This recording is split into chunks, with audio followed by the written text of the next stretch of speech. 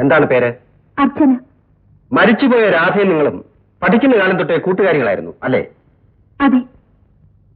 ആ ബന്ധം അവളുടെ മരണം വരെ നിലനിന്നിരുന്നു അല്ലേ? അതെ.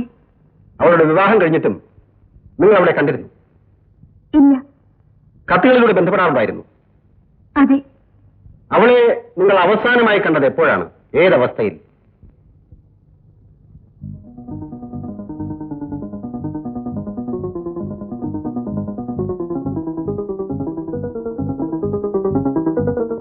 എന്താ നോക്കി നിൽക്കുന്നത്? പറയൂ. അവളുടെ വിവാഹ ദിവസം.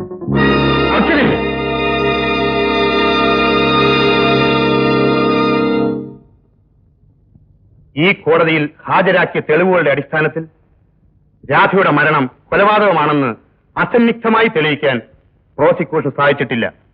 മറിച്ച്